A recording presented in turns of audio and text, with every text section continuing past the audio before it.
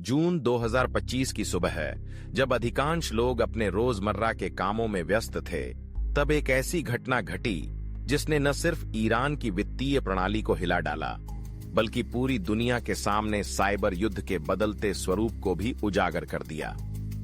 यह कहानी है ईरान की सबसे बड़ी क्रिप्टोकरेंसी एक्सचेंज नोबिटेक्स पर हुए अभूतपूर्व साइबर हमले की, जिसमें एक प्रख्यात प्रो इजराइल हैकर ग्रुप गोंजेश के दरांदे या प्रेडेटरी स्पैरो ने $90 मिलियन से अधिक, जो लगभग 8 अरब रुपयों के बराबर है, की डिजिटल संपत्तियों को पूरी तरह से नष्ट कर दिया। बिटकॉइन, एथेरियम और डोजकॉइन जैसी प्रमुख क्रिप्टोकरेंसी की इस भारी तबाही ने न केवल आर्थिक नुकसान पहुंचाया, बल्कि राजनीतिक संदेश भी बेहद स्पष्ट रूप से दिया। आइए जानते हैं, यह हमला कैसे हुआ, इसके पीछे की तकनीकी चालाकी क्या थी और इसका मौजूदा हालातों पर कितना गहरा असर पड़ा है। सबसे पहले, इस साइबर हमले की योजना महीनों पहले से बनाई गई थी। नोबिटेक्स, जो लाखों ईरानी नागरिकों की क्रिप्टो संपत्ति को सुरक्षित रखने का दावा करता था, उसकी सुरक्षा प्रणाली को बारीकी से परखा गया। हैकर्स ने एक्सचेंज के सर्वर और वॉलेट्स की कमजोरियों का गहन विश्लेषण किया। इसके लिए उन्होंने फिशिंग, सोशल इंजीनियरिंग और कई अत्याधुनिक हैकिंग तकनीकों का सहारा लिया। जैसे ही उन्हें एक्सचेंज के हॉट वॉलेट्स तक पहुंच मिली, उन्होंने बेहद तेजी से लाखों डॉलर की क्रिप्टो करेंसी को एक के बाद एक कई वॉलेट्स में ट्रांसफर करना शुरू किया। लेकिन यहां मामला सिर्फ चोरी का नहीं था।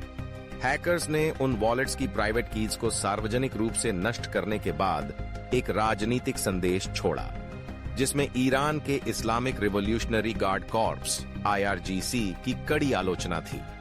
इस एक कदम ने सारी संपत्ति को हमेशा के लिए अप्राप्य बना दिया।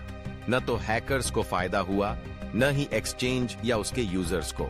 यह आर्थिक नुकसान से कहीं ज्यादा एक प्रतीकात्मक और मनोवैज्ञानिक हमला था।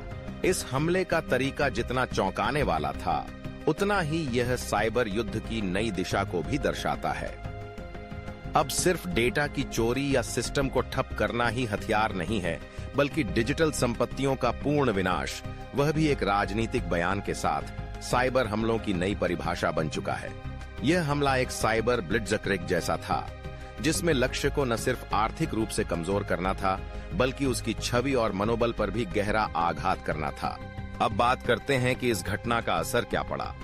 सबसे पहले, ईरान के आम नागरिक, जिन्होंने अपनी मेहनत की कमाई नोबिटेक्स में निवेश की थी, वे पूरी तरह से दहशत में आ गए। रातों रात उनकी डिजिटल संपत्ति शून्य हो गई।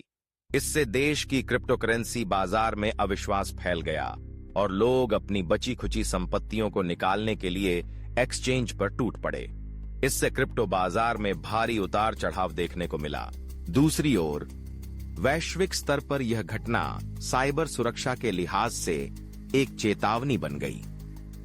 दुनिया भर के एक्सचेंज और वित्तीय संस्थान अब अपने सुरक्षा प्रोटोकॉल को लेकर और ज्यादा सतर्क हो गए हैं। यह स्पष्ट हो गया कि चाहे सिस्टम कितना भी सुरक्षित हो, साइबर हमलावर नई नई तकनीकों का इस्तेमाल कर हर सुरक्षा दीवार को भेद सकते हैं। राजनीतिक दृष्टिकोण से देखें तो यह हमला ईरान और इजराइल के बीच चल रहे छद्म युद्ध का एक नया मोर्चा था। जहां पहले पारंपरिक जासूसी और सैन्य कार्रवाई होती थी, वहीं अब डिजिटल दुनिया में भी ताकत आजमाई जा रही है। गोंजेश के दरांदे जैसे हैकर ग्रुप्स न सिर्फ आर्थिक नुकसान पहुंचा रहे हैं, बल्कि राजनीतिक संदेश भी दे रहे हैं कि किसी को भी कहीं भी निशाना बनाया जा सकता है और डिजिटल संपत्ति भी अब पूरी तरह सुरक्षित नहीं रही। इस हमले के बाद ईरान ने इसे एक दुश्मन देश द्वारा घोषित साइबर युद्ध करार दिया और अपनी साइबर सुरक्षा एजेंसियों को और मजबूत करने की घोषणा की। लेकिन इन घटनाओं से यह भी साफ हो गया है कि साइबर युद्ध की दुनिया में कोई भी देश पूरी तरह सुरक्षित नहीं है। जहां राजनीतिक उद्देश्य के तहत हैकिंग का इस्तेमाल हो रहा है, वहीं आम नागरिक और निवेशक सबसे ज्यादा प्रभावित हो रहे हैं। यह घटना हमें यह भी सिखाती है कि डिजिटल संपत्तियों की सुरक्षा में सिर्फ तकनीकी उपाय ही काफी नहीं, बल्कि सतत जागरूकता, ट्रांसपेरेंसी और बहुस्तरीय सुरक्षा रणनीति की भी आवश्यकता है। साइबर अपराधी लगातार नई तरकीबें निकाल रहे हैं और उनकी एक छोटी सी गलती भी अरबों डॉलर के नुकसान में बदल सकती है। अंत में नोबिटेक्स पर हुआ यह हमला केवल एक एक्सचेंज या एक देश की समस्या नहीं है, यह पूरे वैश्विक डिजिटल वित्तीय सिस्टम के लिए एक चेतावनी है। यह दिखाता है कि क्रिप्टो करेंसी जितनी आजादी देती है उतनी ही असुरक्षा भी लेकर आती है। जब तक दुनिया भर के वित्तीय संस्थान और सरकारें साइबर सुरक्षा को सर्वोच्च प्राथमिकता नहीं देंगी, तब तक इस तरह के हमले बार बार होते रहेंगे और हर बार उनका असर और भी व्यापक और गहरा होगा। इसलिए चाहे आप निवेशक हों, टेक्नोलॉजी के जानकार हों या सरकार में नीति निर्माता, इस घटना से मिलने वाला संदेश साफ है।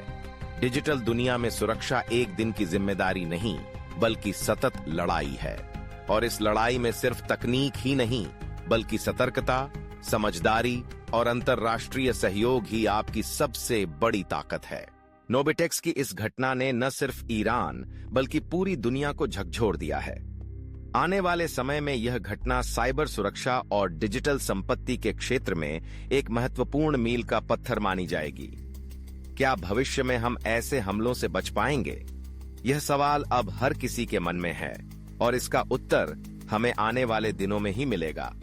लेकिन एक बात तय है, साइबर युद्ध का यह नया दौर अब शुरू हो चुका है।